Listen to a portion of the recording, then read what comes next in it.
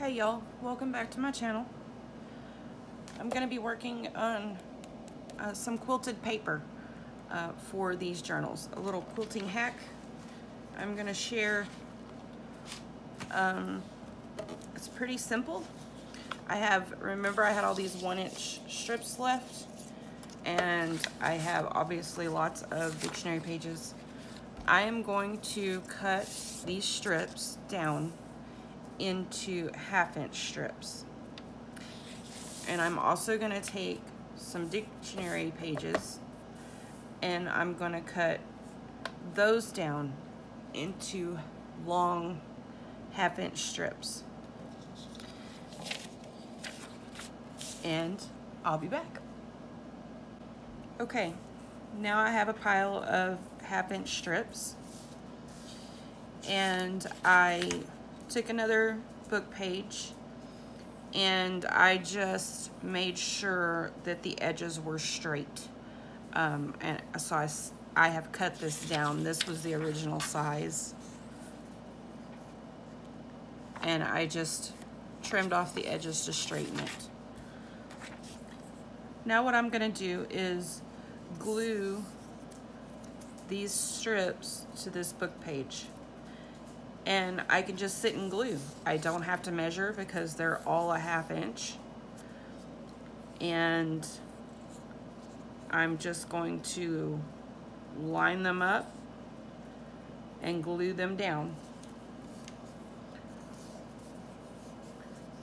And you don't have to do this the long way.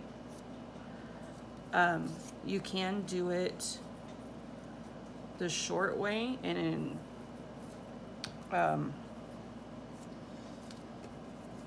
it'll come out just fine. Just there's less cutting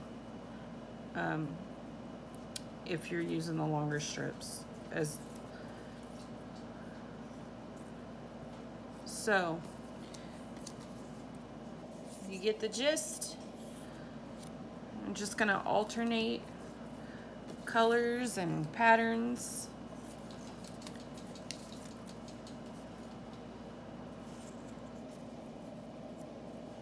And I probably have enough to do 3 dictionary pages, so I'm gonna go ahead and do all 3 in strips like this. Like I said, you could take shorter strips if you just have little scraps, and you could do it this way. No big deal. Whichever way you feel more comfortable. So this is the next step. Okay, I've glued all my pieces down. And you see this edge? This was the original book page underneath. And you can see why I say you need to start with a straight edge, because a lot of these vintage papers, the edges aren't straight. And this is off quite a bit.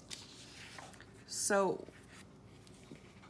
what I'm gonna do now is I'm gonna flip it over where I can see the original page, and I'm gonna trim off the ends and square this back up.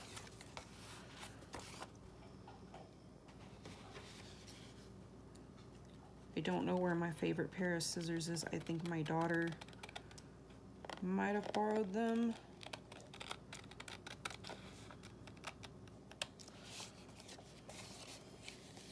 So I'm just gonna do this for all 3 pages.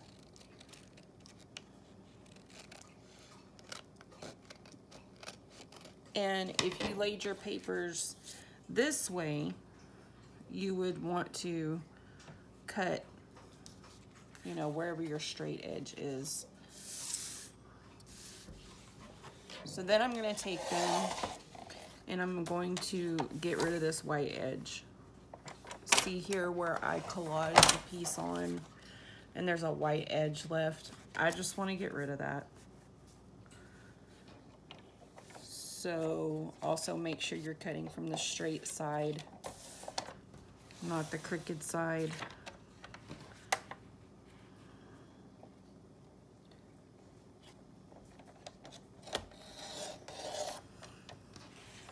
Okay.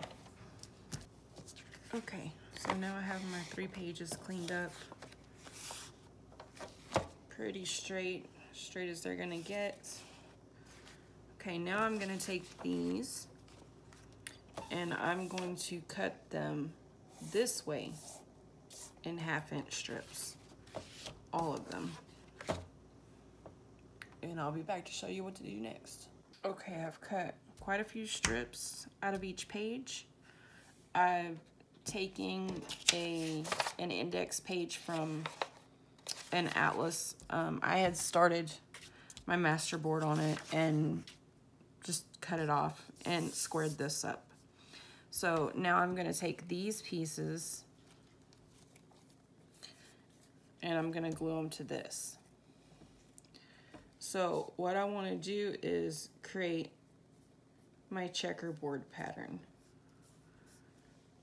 So I want to alternate. See how they're little tiny squares now?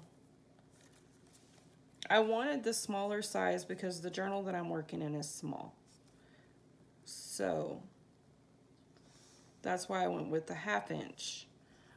You could use any size paper you want. I'm going to, and then down here, we'll just add a piece on whichever color you decide to add. Let's say you don't want that one. You have an extra square out here on this end. And you decide, well, I don't want that green. It's too close to that green. There's another green. Just take your scissors, snip that little square off.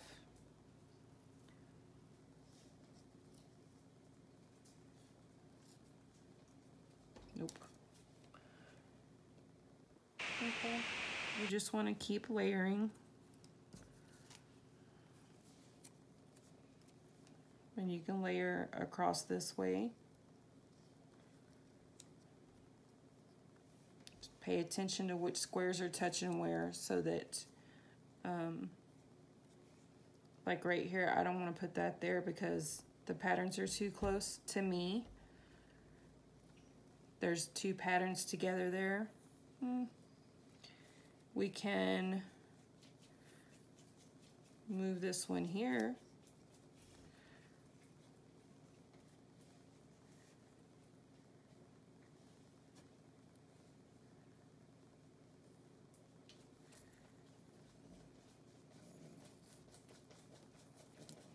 So you can play around with it.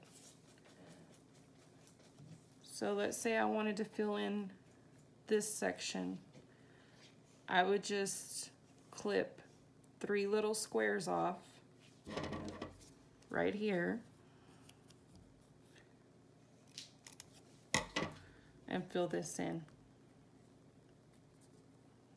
Okay, and then I would just keep going. I have an extra little square here I clipped off earlier that I can put here at the end. And you just keep building this up however you want it to look.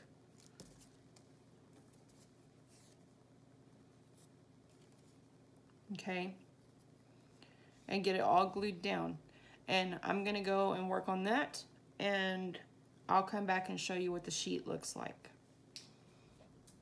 Okay, I'm gonna stop here at this height because nothing that I make for this journal is going to be taller than the journal itself.